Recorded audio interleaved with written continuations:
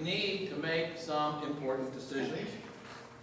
To make these decisions, we need a lot of prayer, goodwill, and good information.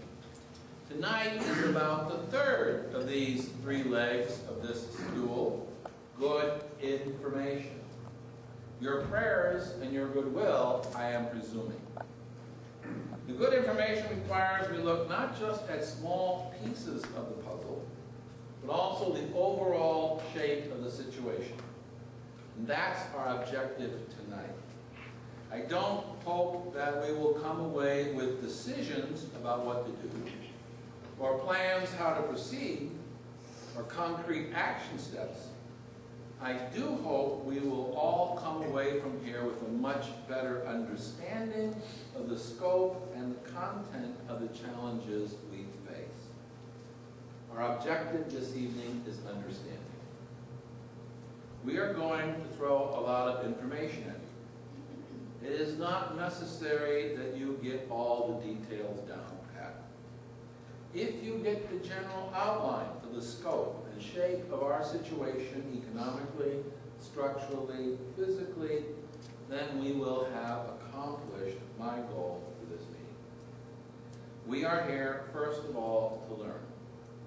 Secondly, to discuss. Sometime later, but not much later, we will move to decisions. But we need to understand before we decide. Thank you again for giving your valuable time, your very valuable evening to our parish. I know you have many other things you could be doing, so thank you very much.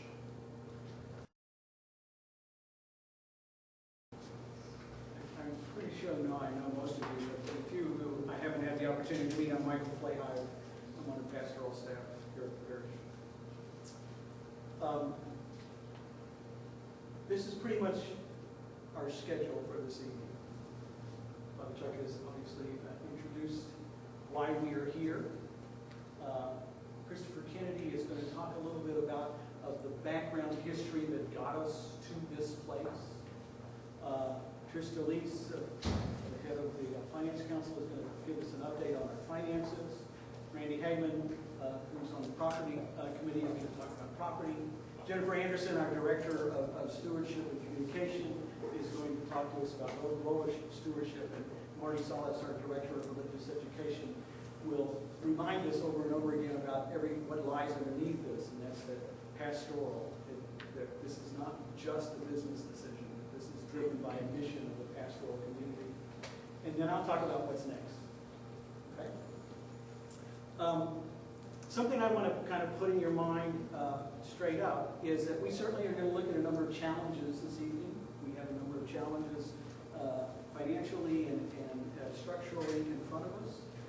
And always, it's helpful to remember that embedded in every challenge is an opportunity, that as we address these and be very realistic about them, we also have to be open to what are the opportunities that this brings in front of us. So as we address the challenge, how can, by addressing it, help us move forward?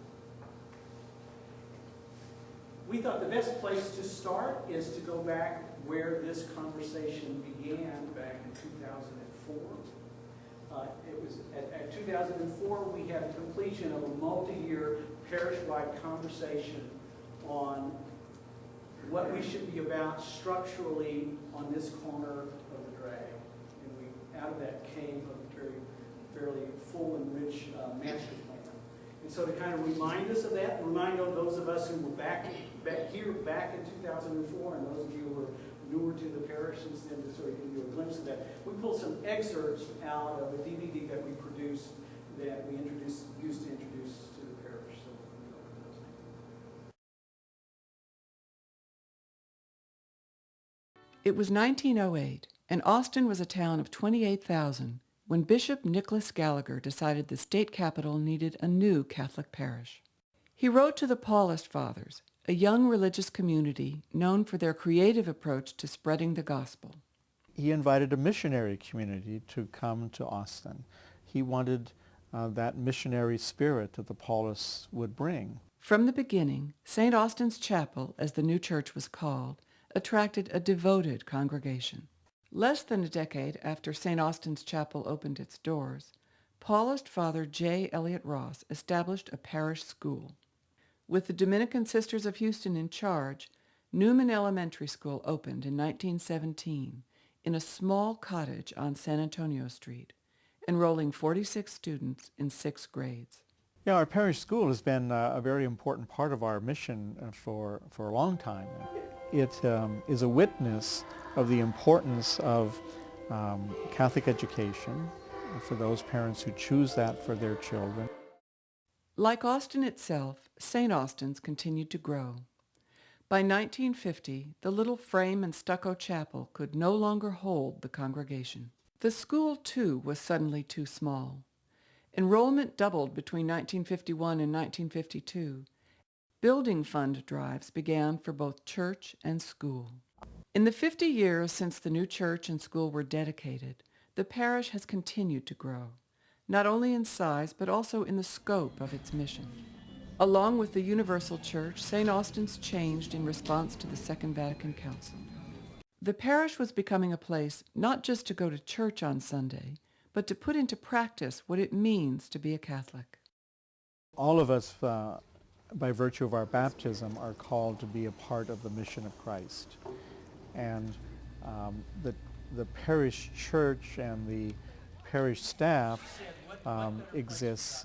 Their role is to facilitate people living out that baptismal commitment. Growth in members and ministries has greatly enriched our parish, but it has also created some challenges. Obviously, parking has been an issue for the parish for many years, and it's the first one I heard about. People were always mentioning how difficult it was to park. The staff goes through just incredible process of, how many events can we allow on one night, and what are the parking needs of this event, and is that too much? And so it really limits what we're able to do here, not just on Sunday, but during the week also. Growth has also put a strain on the parish's office and meeting space. Limited office space or limited meeting room space, just like limited parking, kind of puts a damper on what we're able to do. A steady rise in membership of over 80% in the past 20 years means we're outgrowing our church building. Our church building, although it's a very beautiful structure and very lovingly passed to us by the people 50 years ago who sacrificed to build that for us, it's too small. We do anticipate, and I think rightfully so, a doubling in the amount of Catholics throughout our diocese, and we have approximately 400,000 right now, which is a very conservative number. We expect within the next 20 to 25 years that we will have closer to 1 million. And when we look at the diocese geographically, there are some areas where we can open and build other churches and other parishes. Well, the center of Austin, the center of the city, that is practically impossible. It is impossible.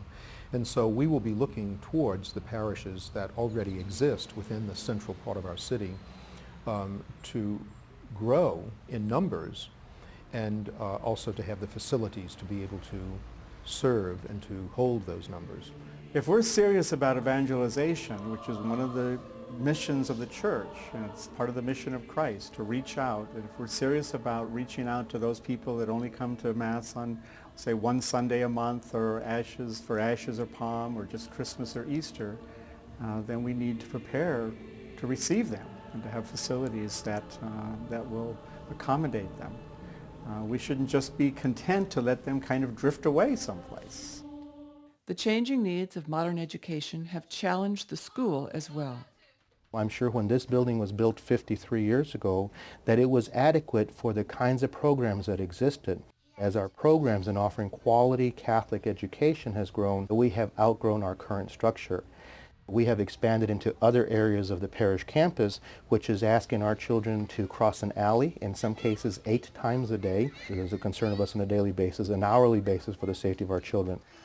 For example, how often during the lunch period that I'm at lunch and all of our electricity is tripped because of the use of either the copy machine or the microwave machine in the teacher's lounge. Over the past 5 years, St. Austin's has developed a master plan to address the many shortcomings of our parish facilities. This plan envisions a parking garage, a larger church, new offices and meeting rooms, a state-of-the-art school, and a great hall for social and cultural events. God reminds us often in the scriptures it takes good dreaming to bring about good realities, and I think that that is what is happening here. And the plans, the master plan, has been submitted to both our Finance Council as well as our Building Commission, and we are certainly in agreement with the plan. We also think that it's a major plan and will require a great deal of sacrifice on the part of the people of St. Austin's. Throughout its 95-year history, the one constant at St. Austin's has been the presence and the missionary influence of the Paulist Fathers. Our parish facilities exist only to support our mission as disciples of Christ, which is to be a beacon of God's love in a world that so much needs that love, and to continually welcome new members into our midst. And as we approach our 100th anniversary as a parish, as we celebrate 100 years of being a faith community together, I hope we'll all renew our commitment to that mission. We're here not just for ourselves, but to be Christ's hands and voice, and especially Christ's heart in the whole world, right here from Guadalupe Street.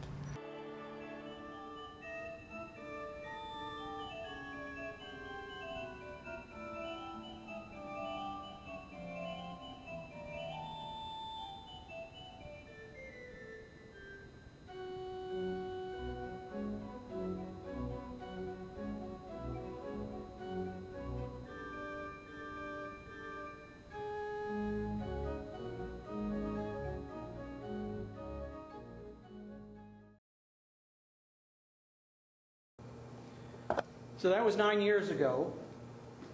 A lot has happened since then, as those of you who have been here since then know. And to sort of bring us up to how we got from that to the present day, I'm going to ask Christopher Kennedy to come up here and walk us through the realities of what we faced once we sort of named our committee.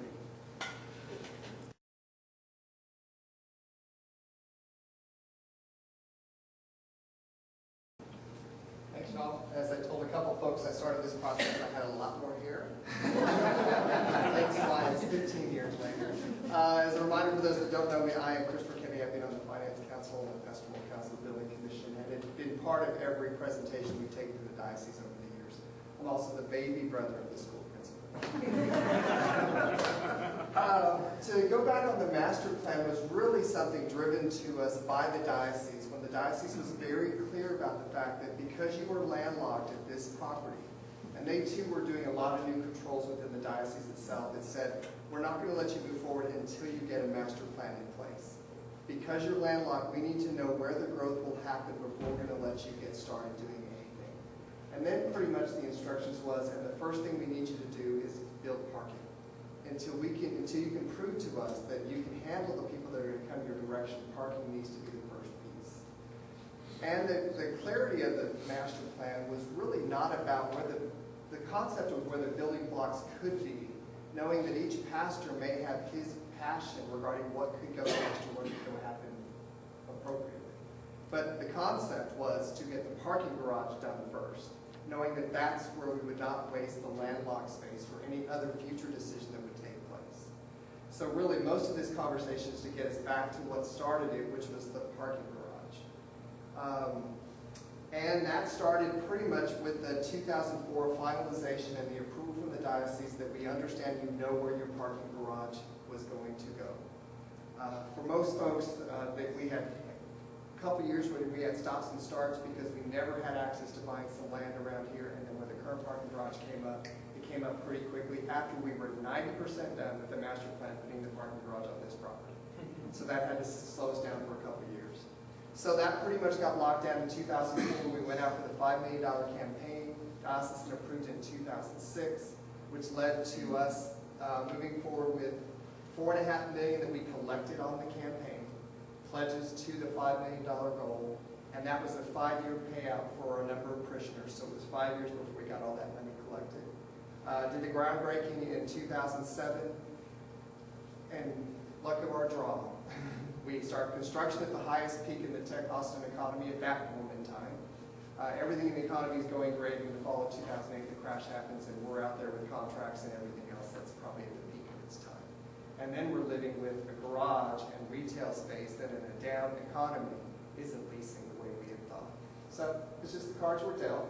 We're pushing through those and working through those as it happened. And then in 2009, we got the garage. The original diocese approval for the garage was $5.7 million.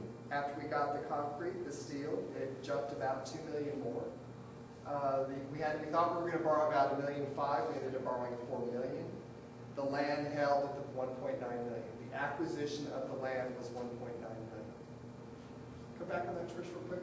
We have been paying on that land since 2003, principal and interest on the land. So let's be clear, the land, the garage, all of our acquisitions that we got in Guadalupe, we have been paying principal and interest. We'll talk a little bit about we're only paying interest on the construction note, the construction part of the garage, not on the land.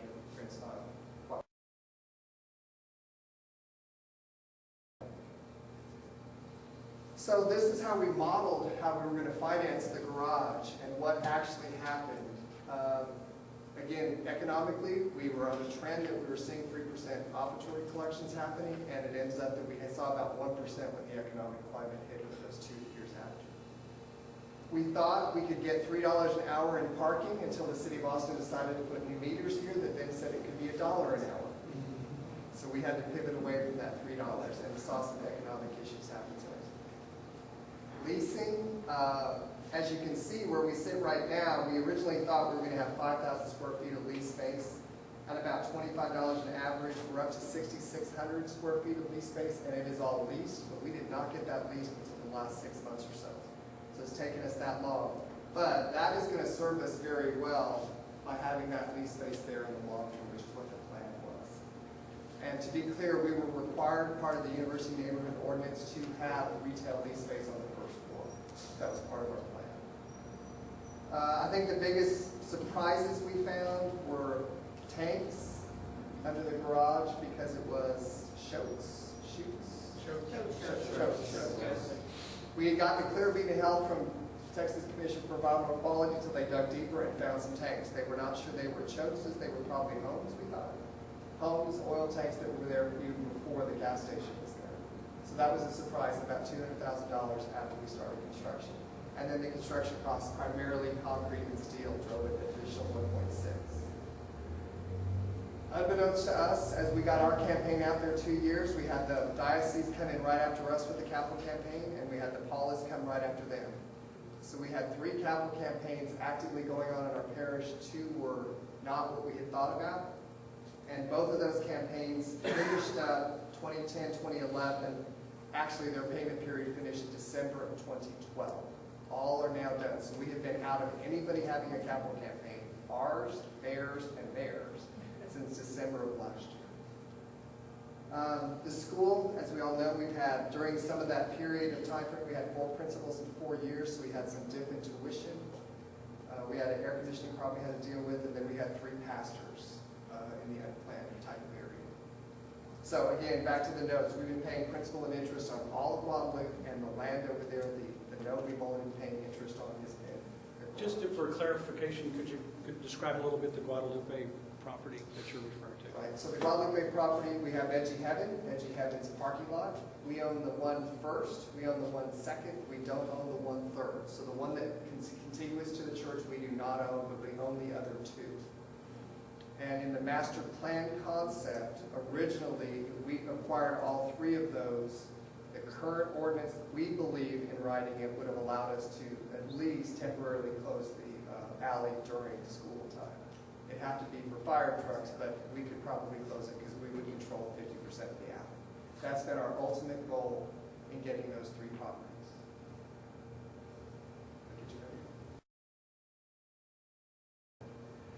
So for the last 4 years, while this economic issue's been happening, we have probably been meeting on average, sometimes it's 3 times a year, sometimes it's 4, sometimes it's twice.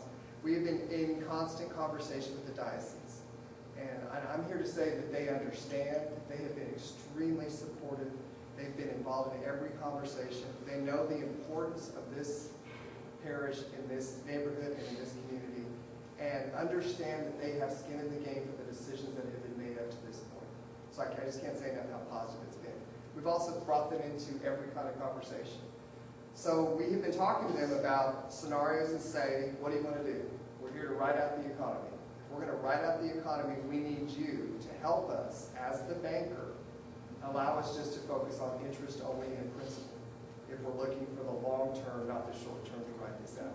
They said, absolutely, we're writing out the economy. They adjusted the loans to ensure that the garage construction part, since its inception, we would only have to pay interest, not principal.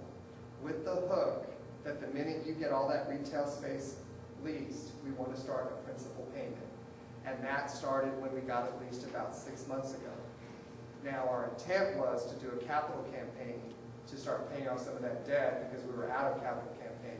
Patricia will go into that in a minute. That was the concept that we've been talking to them about. We are ready after this conversation to schedule another meeting with them and say, let's chat about the church. So, but we'll talk about that in a minute because we have not had a conversation. I mean, y'all have had a conversation with them, but we haven't talked about it in this context yet. We also pushed and had some really nice conversations. Cathedraticum exclusion, simply our tax that we pay to the diocese, the cathedraticum, has a criteria and rules.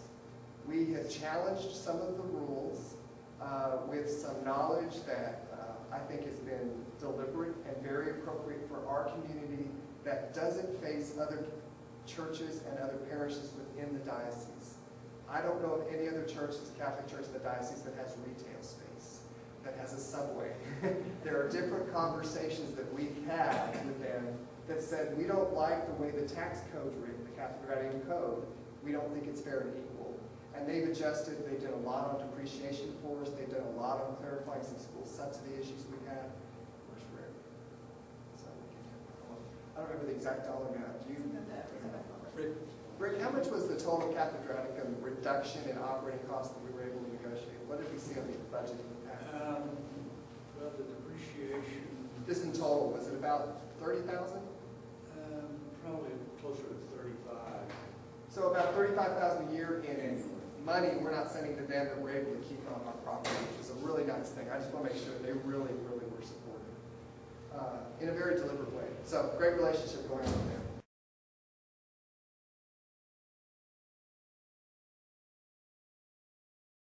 You may have noticed that the numbers on this slide have changed from those that are discussed in the video. That's because after the presentation we realized some of the numbers on the pie charts were incorrect and have subsequently corrected them on the slides you see in front of you. We apologize for any inconvenience. All right, so Christopher gave you kind of an update of where we've been past tense. It's my job to kind of tell you where we're going this year.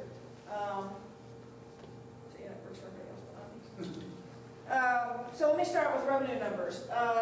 In the bulletin last week, you should have found a financial report. On the last page of that was the budget for this year. And so these numbers are a summary of what was in that report. In total for this year, we have a budgeted revenue of $2.5 million coming in. So we are a big operation. On the pie chart, you can see most of our money actually comes from the Sunday offertory. So over 50% of our income comes from the Sunday collections, and Easter collections, and Christmas collections. You can see a very equally important part now is our retail income. So 26% of our revenue that we're bringing in now, even though it took us 4 years to get to good retail income, it's now 26% of our revenue. Ministry donations, people that give money to particular ministries, St. Vincent de Paul, Martha Ministry, any kind of targeted ministry donations, also a, doesn't look huge on this pie chart, but also significant to the ministries. Poor and needy collection by itself is 4% of our revenue. We count it even though it goes right back out to the poor and needy. So that's our revenue picture. So again, more than half the money comes from the Sunday collection. You may have noticed that the numbers on this slide have changed from those that are discussed in the video. That's because after the presentation we realized some of the numbers on the pie charts were incorrect and have subsequently corrected them on the slides you see in front of you. We apologize for any inconvenience. If I turn to the expenses, you'll note at the top of the slide says our expenses are forecasted this year to be $3.6 $3.1 million. If you're used to running your home budgets at home, it's usually good when your revenue meets your expenses. It's better when the revenue exceeds your expenses because you're saving money or at least going on nice trips or something. Unfortunately for this year, what we're looking at is about a $600,000 deficit. I don't want you to get scared about that because we're working on how to deal with that. But if I broke down for you in the budget of where that money is going, over half that's going to debt payments. So the debt that we incurred to build the garage, to buy the property, to buy the property, to build the garage, that's taking 50% of our revenue dollars to feed that. The next biggest expense, and before we ever had a lot of debt and a lot of land that we were buying, our biggest expense as a parish is always the people that run our parish. So personnel is our biggest expense as a parish. Other than that, buildings and grounds, so all the maintenance and upkeep, utility bills, and everything it takes to run this property is 10% of our budget. Paying the diocesan tax, everybody has a tax man, ours is the diocese. That's 3% of our budget right there, goes to the diocese for their ministries. If I talked about the ministries of the parish, and we're going to have Marty up later, wherever Marty is. Somewhere, there she is. Marty's going to remind us of the importance that all this is actually about our ability to carry forward our ministries. If I said the pie slice in this chart that tells you how much money we actually spend on ministries, is that other at 8%. That's our actually direct dollars that we spend doing ministry work, besides the personnel. So, it's an interesting little pie chart.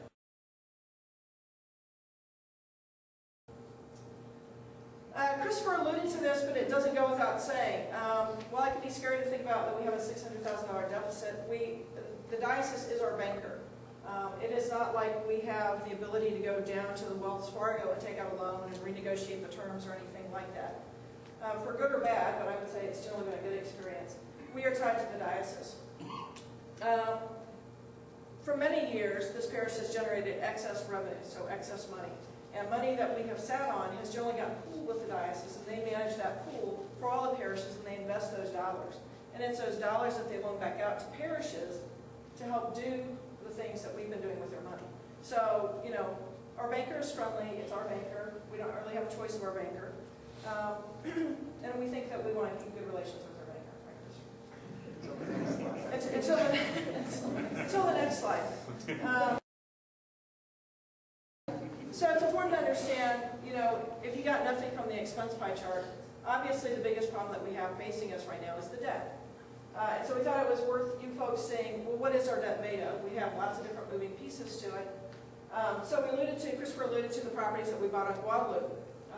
When we acquired those properties, the diocese helped us finance those loans, because obviously we don't sit around with this much money in our bank accounts.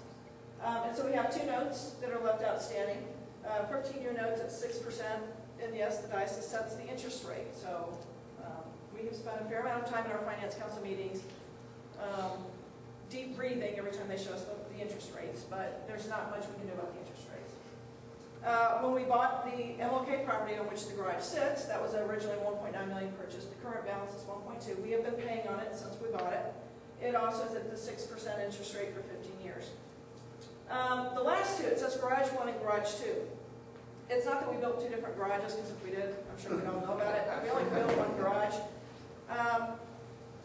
When we initially did the construction loan, there was 1 note, and it was a construction loan, and we were paying interest only on it. As we got to the reality of understanding that it was taking us a long time to get tenants, and what were we going to do when we finally had the big principal and interest payment, we had to have a conversation with the diocese that said, well, when you put the principal and interest together on the 1 big note, and it's 15 years, that number isn't something that we can do long-term without seriously jeopardizing our ministries. And so we went back to them originally to say, is there a way that you could lengthen our note, the whole thing, to 20 years? And I don't want to say they laughed at you so much, but they weren't really amenable to stretching out the whole balance for 20 years. And so what we negotiated with the diocese, because they're a friendly banker, so we negotiate, is that they broke it into 2 different pieces, a 5-year note and a 20-year note. So what we have now is a big 5-year note and a smaller 20-year note. While that seems awkward, and it seems like that is probably part of our problem, the 5-year note has $600,000 payments each year, and that is darn close to our deficit each year. Get the picture. In 5 years, the good news is we will have a big chunk of our debt paid off. And so that will free us up to do a lot of the ministry stuff and other things that we need to do. But it's tough to bite that big of a bullet. But that is the total of our loan payments that are due. How far are you into the 5 years, or is it as of now?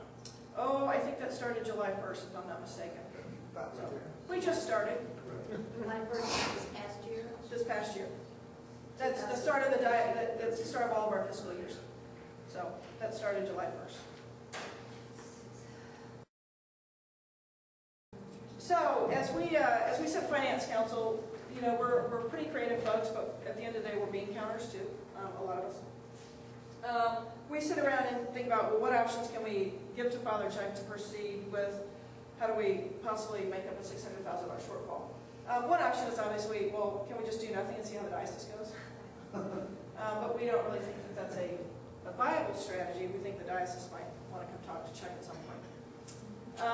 Obviously, we could suggest a capital campaign, and so you should probably know that that's obviously a likely thing that we'd be thinking about.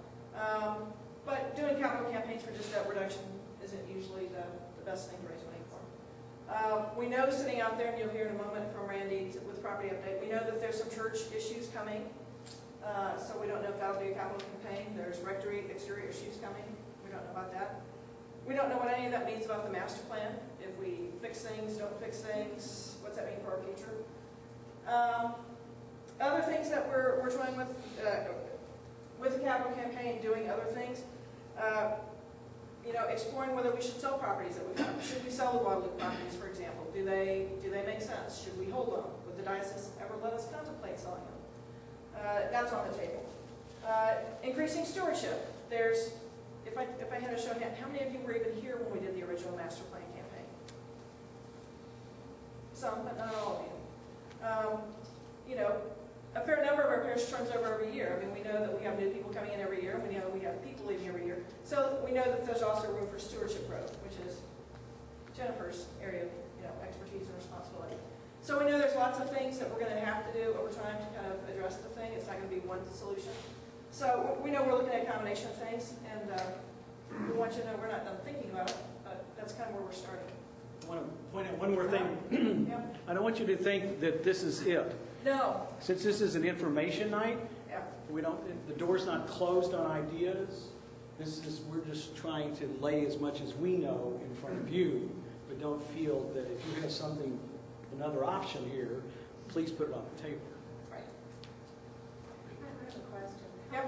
How much is that value, the property, the veggie cabin, and the next one, how much is that value now? The two that we own. Uh-huh. You know, I don't know if I know the current property value on that. I want to say it's, do you know, Rick?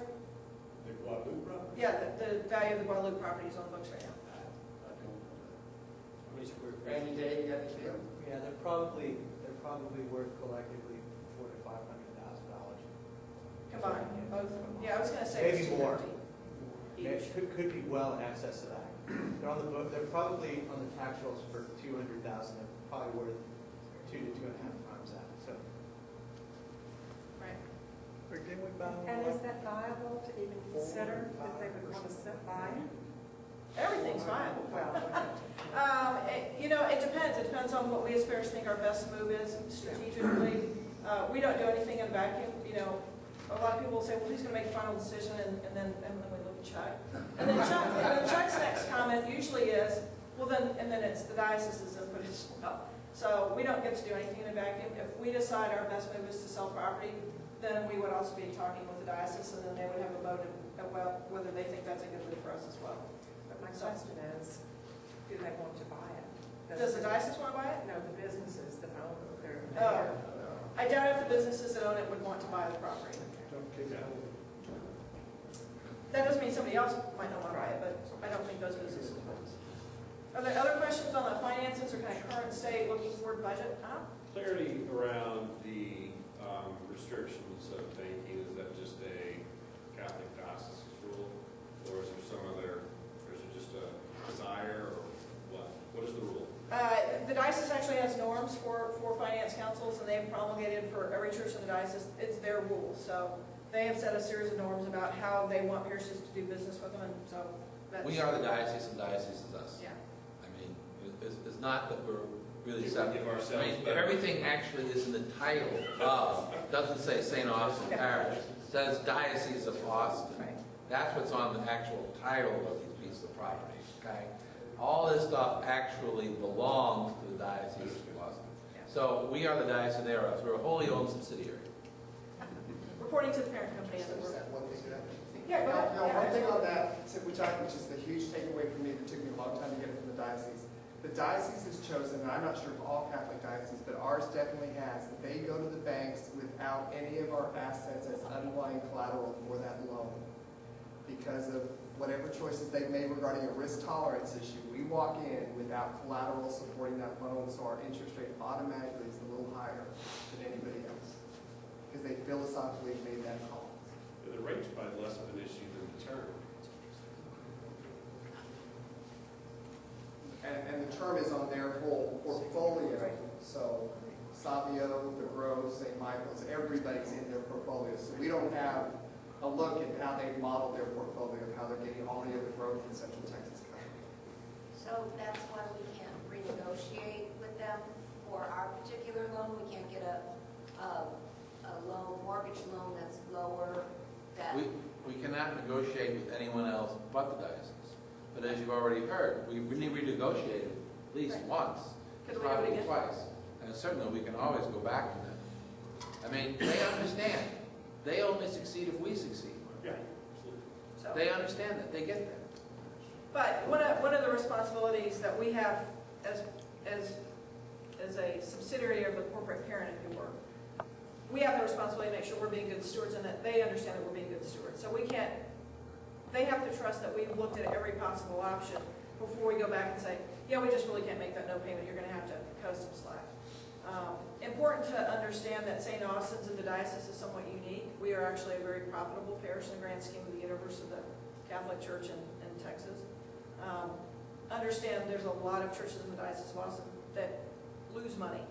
And so our ability to pay our loans back actually helps the greater church. So they want to help us, they want to work with us. But yeah, I mean, obviously, if that's the last option, we need to renegotiate the loan, that's probably what we're going to end up doing anyway.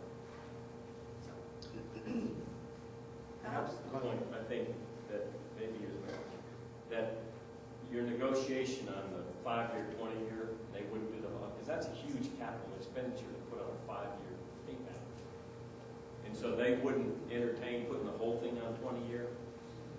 That negotiation at that moment in time was with a thought process that we would be doing a capital campaign once our other one ended, which was part of our financial model. So as Trish mentioned, a roughly $3 million analysis, that was based on how we negotiated that loan. So their impression at the diocese is still that we would be doing a capital campaign at some point to the tune of $3 million, which would take care of that $5 million. So the Garage 1, Garage 2 negotiation isn't a recent, 2 months ago negotiation? It would probably be in the last 6, it would have been March-ish. Yeah, But March. before this latest thing with the repair on the church. Yeah. Oh, yeah. Yeah, absolutely. Yeah. That's like Which could be grounds for going back again. and Absolutely. Right, exactly. Changing the term. That meeting would happen after this feedback. Right. Yeah. Which Which is- is a good segue to our property update.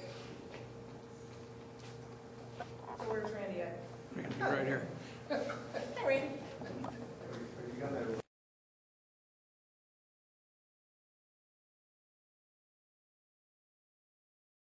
I'll get it for you. Do our slides. If things aren't bad, things can always get worse. The good news is we have a wonderful church here, built in the early 1950s, but it's 60 years old now. And we have a real problem with the limestone facade of the church falling off.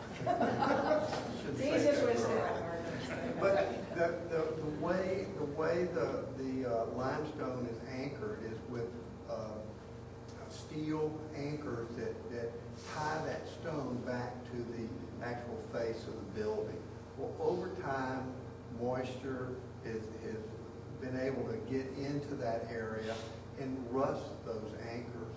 And those anchors, when they rusted, will actually expand the steel clips, if you will, that hold it on. And when it expands, it actually falls or pushes some of the limestone that it's holding off.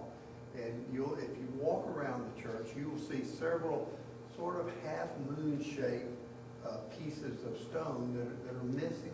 Small, maybe 6 inches wide, 4 or 5 inches deep. But what's causing that is these steel anchors are rusting, expanding, and pushing our stone off. It's a slow process, a gradual process, but the real problem is a liability issue. If somebody is walking along the sidewalk on Guadalupe and one of these pieces of stone happens to fall and it could cause injury or worse than that to someone. So we've commissioned a study, an engineering study, to tell us what the extent of this problem is and what can be done to correct it. We've done that study. Basically what they're saying is that stone on our church needs to be removed and replaced with new stones and new anchors in probably 2 or 3 different levels.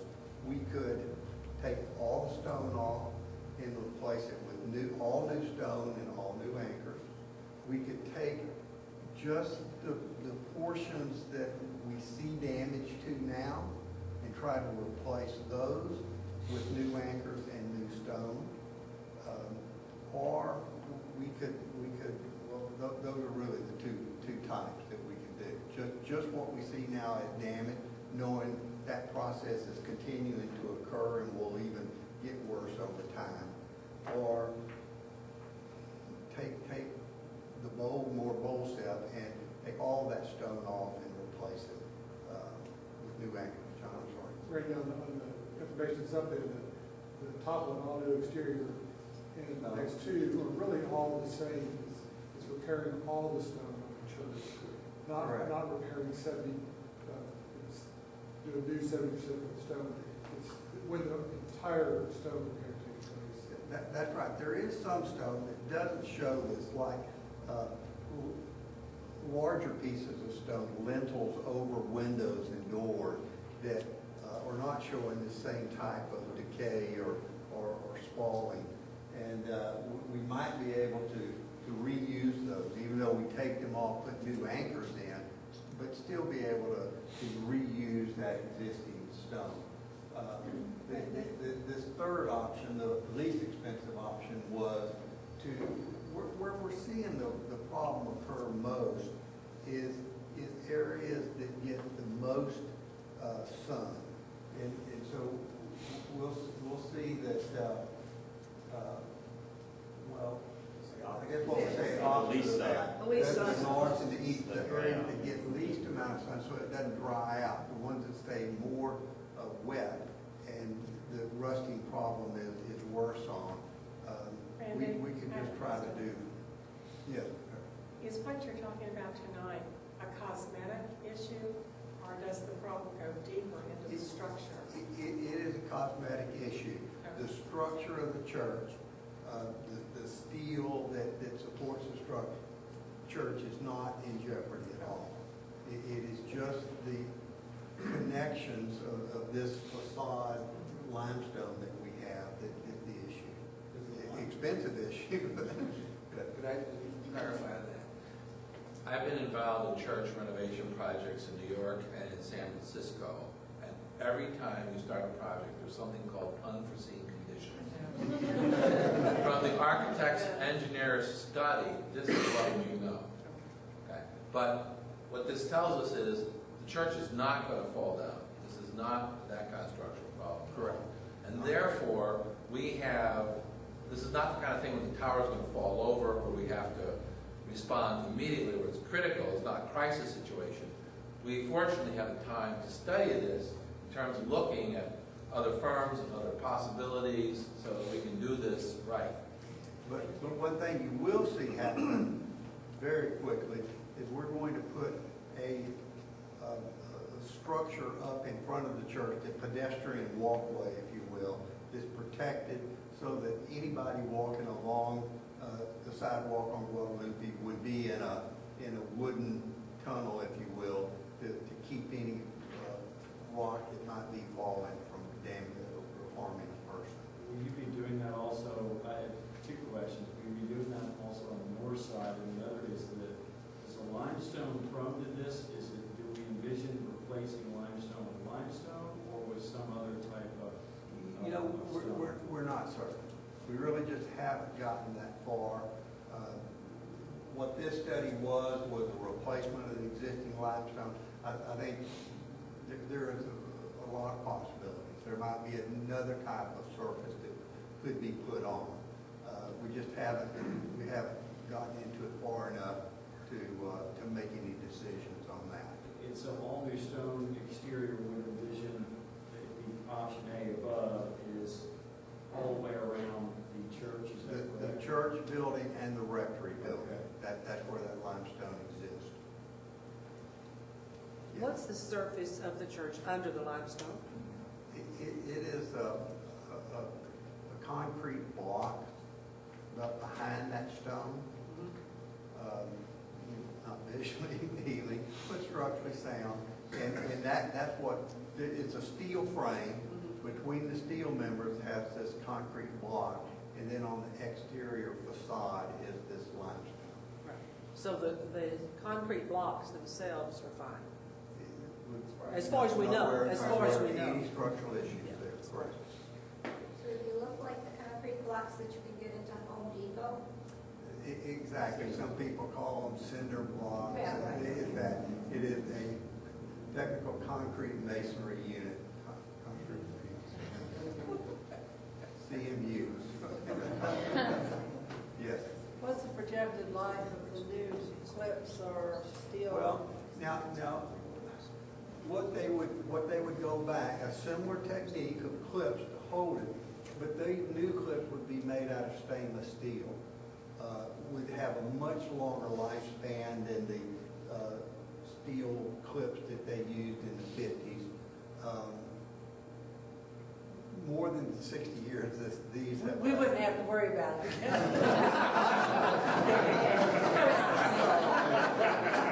Sorry,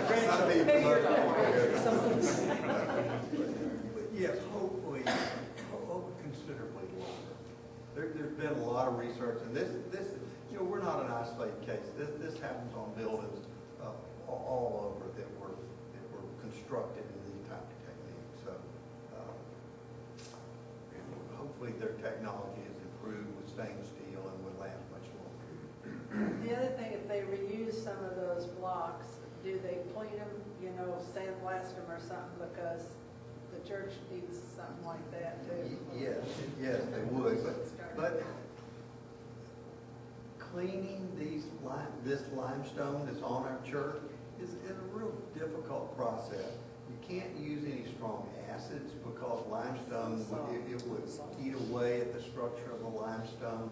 A very light detergent and a scrub brush is basically the best way that they found to clean those, and it's time consuming and costly to do it. So they put new limestone up. Is that what that 3.5 was? That would be with all new exterior stuff. This would be that 30% that we reuse. We would go through a hand cleaning process on it. And would they seal the new stuff? Because there's all kinds of things to seal limestone with, so that doesn't. Yes, it would have a sealer on it. Now, if that sealer won't last forever, and you would have to come back and do that on some periodic basis. Okay. Thank you. Great. Couple of things. First off, was Adobe Mall after maybe 15 years changed from brick to glass. This limestone is a good product, but we could consider different finishes. I mean, we could do the stucco over the finish, right? Over the structure. Absolutely. I mean, you could do a face brick, a masonry brick, a stucco. But in terms of the master plan, as I recall, the church stays as a activity center. What we would call a great hall, if you will, a meeting place. But the rectory wouldn't. Is that correct? That's right. The rectory envisioned in the master plan would be demolished. So planning would be such that the rectory isn't considered on the refacing, or did I see that it was? That's one of the These questions. costs were for both church and rectory. Okay. Now, we could, that would be something we'd study. Would How that long make is the some rectory sense going to be to- there? Absolutely. Right. And maybe even 2 finishes. A more permanent one for the church, which would become the great hall. Okay. Those that have extra rooms, if you could raise your hand or leave us a note. We have a couple of places we need to place in some rooms. Good parking. Hear that. What was that? With parking. Great. Thank you. So as we mentioned when we kind of walked through what this conversation is going to be about, this is not just a business decision. Obviously, we bring a lot of our own business expertise to it, but it is a business decision that is driven from a stewardship perspective, which is mission driven. So Jennifer Anderson, who is our Director of Stewardship and Communications, is now going to talk to us about that. Talk to us about that. I think it's my first time to stand in front of people. So yes, I'm Jennifer Anderson. I've worked at St. Austin since 2005. And as of August 1st, I replaced Ida in her retirement as the Director of Development and Stewardship, and I've also assumed communications and some ministry liaison work. So you'll probably be hearing from me more often after this. We use the word stewardship frequently, and most people probably assume that that means how much money you're putting in the offertory basket on Sunday. But the true meaning of stewardship is much deeper than that. Stewardship is really the outward expression of the discipleship of Jesus that lives in our hearts. It's the way that we as individuals transfer the ideals of the gospel into our daily life. We can see what is given a place of importance in our lives most readily by the ways that we do give them our time and talent and treasure. So in turn, the parish's stewardship of those resources shows the greater community of Austin, of the Paulist Fathers, to our neighbors, and even beyond that, what St. Austin puts its importance in and how we live out our mission. None of you would be here if you did not place importance in the community and mission of St. Austin in this way, and we are so grateful for that. The faces I see in this room are the people that I know say this is our parish, and I come here because it's my community, and that's so important. But as good stewards, we need all the members of St. Austin to be called to ensure that our gifts are used effectively and to the greatest benefit of our parish and our community. So I think we need to keep in mind going forward that any goal that we set to address these financial concerns has to go hand in hand with becoming a parish that's fully aware of the presence of Christ in our lives, because we are called to stewardship by the Holy Spirit. So my goal in this process is just to keep that in the forefront of our minds.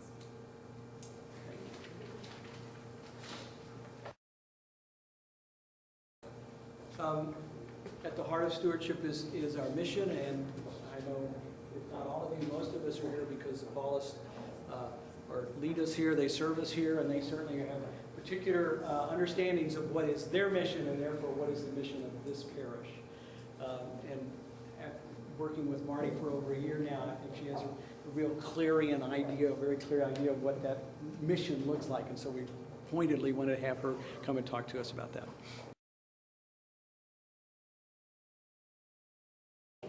Jennifer, I think, stole all of my good points. But I'll try and say them differently so that, because we work together a lot, so she takes all the good stuff.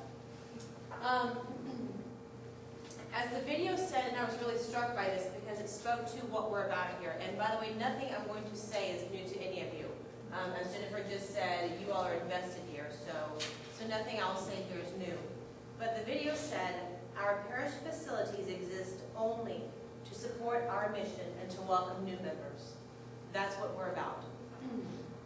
And as a member of the parish staff for over a year, about a year and a half, I can promise you that in every meeting in which I sit, everything is taken back to what is our mission, what is our goal, what are we about. And when we find ourselves getting off topic, as we at St. Austin staff tend to do, you get a lot of smart, thoughtful people.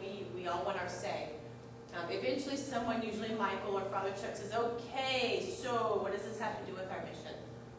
Our mission is, as the Paulist mission is, to evangelize and to reconcile and to build bridges, to bring the Word of God to life. And for those of you who have been involved in faith formation and social ministry and in liturgy and prayer here, and in spiritual direction for many years, you know that's what we do. We are always striving to actively bring that Word of God to life. Recently we have a renewed emphasis in serving the community around us, the geographic community, which is a challenge, but we are working on that, and to be missionary and to create missionaries. Recently, Pope Francis has said all kinds of exciting things, and this may sound a little dramatic, but I think it fits here. Especially when you look at our church, it looks like we're sort of being shelled, by heavy artillery sometimes. But he said the church is a field hospital where wounds are treated. And again, that's dramatic, but even though Jesus sent his disciples out 2 by 2 and said, take nothing with you, it's a different world. And people need a place to come when they're searching, when they're seeking, when they want to grow in their faith, when they want to be evangelized or reconciled. They need somewhere to start. And this home that we have here is a place where many, many people come. And so we're called to be stewards of that. I've worked for the church for almost 20 years. And one thing that I've learned, many things, but one especially that always comes up in these conversations, is that these things, the walk away from this is though it's intensely personal. It's very personal. If you're here from the school, from a ministry, from liturgy, wherever you're coming from, however you ended up here, that's your personal connection. And so the questions in your head could be, how is this going to affect what I do, my ministry, the school, the liturgy, our prayer, our faith formation, our classes? How does this affect me and what I do and the people with whom I live and pray and build community? Father Chuck's prayer, I think, was very good because it spoke about kindness and openness. And I think as we go forward, if we can say what we need to say, but with kindness, that's very, very important because we'll all hear it better if it's spoken from that place. And each of you is intensely invested here, and some of you for generations. Your ancestors, Michael always says, so, he's in touch with his mother and going back, and some of you, your children and your grandchildren, your great-grandchildren. We have a large span here of generations. And so it takes us from where we've been to where we're going, and that's very important to remember. So as it gets very personal, it's important to remember the big picture, again, is our mission. What are we about, and what are we doing? There was a time when I thought, perhaps working for the church is too difficult, and I'll go back to teaching. And if any of you teach, Lord have mercy, I don't want to do that. And my husband works for AISD, and we had a lot of very interesting conversations. And I remember he said one day, the goal of the school is to educate them and graduate them. I said, yes, but whose job is it to make them better people? And I thought, that's the role of the church. And that sounds a little bit harsh, but that's who we are, evangelization. Who makes our children better people? Who makes the world a better place? And that's what we're about. So as Jennifer said, the way we do this is by being good stewards. And stewardship also implies responsibility. We're responsible for this property. We're responsible for the building, for caring for it. So the stewardship part is not only what we give, but how we maintain. Frank's a great example. The way I get my son to not mess with things, they say, that's Mr. Frank's. You don't want to mess with Mr. Frank's fence or his rope or anything. But again, it's that personal connection because I know the person who cares for our building, and that's important, that relationship. Also being open to where God is because God is in the middle of everything we do, and if we can be open to seeing that, it'll be a little bit better. And also being open to growth, and that takes us back to, this is personal, this could disrupt my ministry, and we might not get to meet in the OLG room, even though it's my favorite room. Can I let go of that and meet in Paula's Hall or in Hecker Hall? And these little bits of inconvenience that are going to be part of this, can I let go of that for now so that we can grow into something bigger? And that'll be tough, but can I tell my friends, yes, our ministry may not get exactly what we want. That doesn't mean we're not valued. That doesn't mean they're not important. It means the greater good is that all of us will be inconvenienced for just a little while. And if we can call ourselves to that just by letting go, it'll help us go where God is leading us. And so in some ways, while this is a challenge, it's a great opportunity and responsibility. And I know I'm very grateful for the second time in my life that Paul is keeping me from leaving the church. And so if I could give a little bit back for that, I know I have been blessed, and again, our role is to build the kingdom of God on earth, or actually help others to see that it's already here.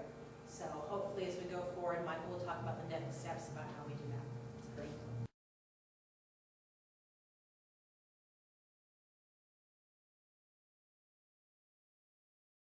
So, going forward,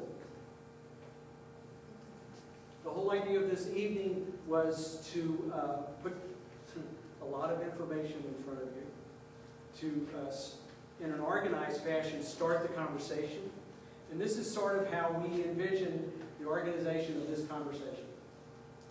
It's our understanding that the pastoral council, their primary task is to be the advisor to this man right here, our pastor, and every other pastor that we have and that will have.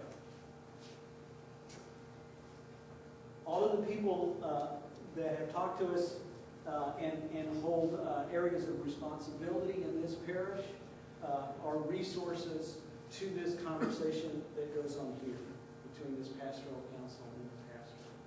So, the finance council speaks to the council through the pastor, the building, the property committee does, the school board, and we on the staff do. In addition to that, we have all the different parish ministries, the Gap Group, we have the Knights of Columbus, we have the Prayer Blanket Ministries, we have St. Vincent de Paul, and we can go on and on, the liturgy, the choirs, and so on and so forth. They too should be part of this conversation. This is a parish-wide conversation. I think it's something that we need to watch, because I know that I sometimes think, well, your problem is, and then I want to tell you what your problem is, or you really should be doing this.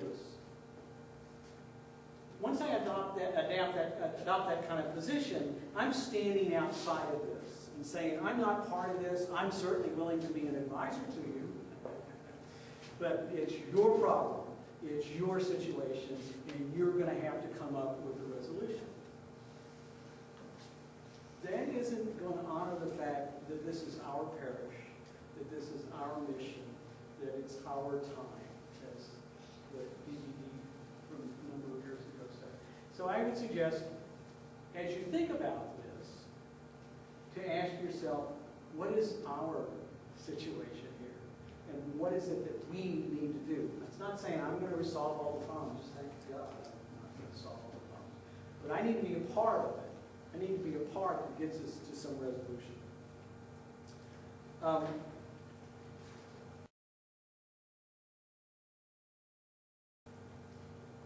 So this is the basic breakdown. These are our resource groups. Finance Council is obviously going to talk about money. The Property Committee is going to talk about our buildings and our land. The staff is going to keep raising again the pastoral concerns. That's what you pay us money for, is to pour all of our focus into that aspect of what we do. The school board obviously is going to always bring forth, and what about the school? Because it is an aspect, it is a part, it is a ministry of this parish.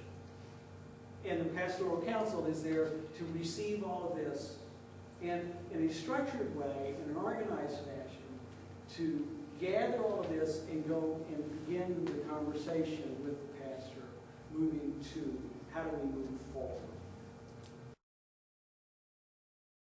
So here's what we want to ask you to do tonight. We want you, in a few minutes, I'm going to ask you if you have any good general impressions of what you've heard. And I know some of you will go, oh, here's the answer. I know what we need to do. We need to do this kind of loan, and this is the kind of thing. That's great. And we actually, if you have such specific responses and things that you think should happen, we want you to send us an email. This is the Pastoral Council's email here at St. Austin's.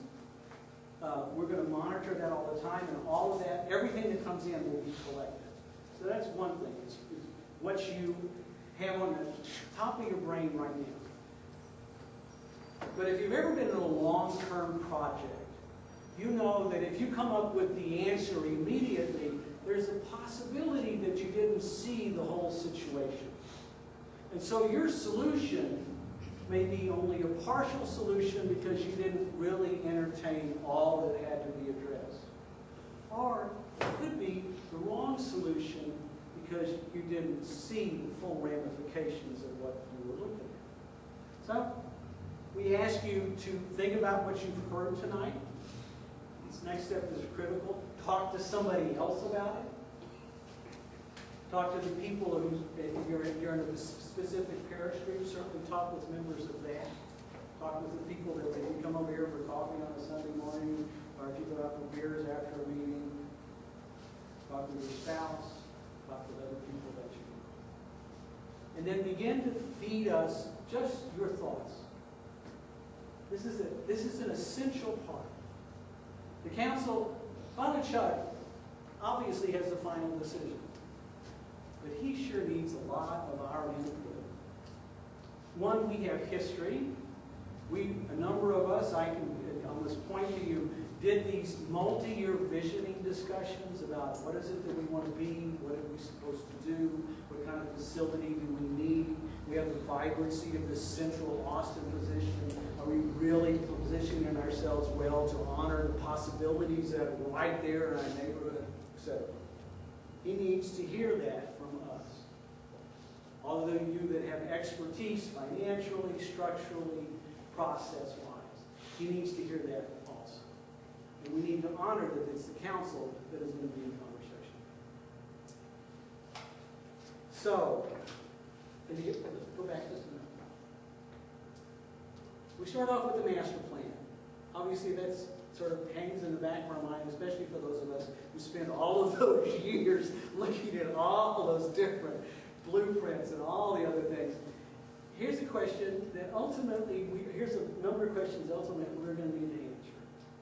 Do we still have the same needs, goals, and mission that drove us to say that's our master plan? Are those still the same? Is the existing master plan solution still the best given our current circumstances? So what I'm asking you to do is to step back from your memory of what the layout, okay, the church goes here, and this is the great hall, and the school's going to look just like this, and this is where, to step back a little bit and remember the conversations that kind of drove us to that, and to ask ourselves, do we still need to do that kind of expansion and upgrade of our buildings? And then the third sort of unspoken question, is that master plan just still not viable anymore, considering who we are, what we are, and what we're facing?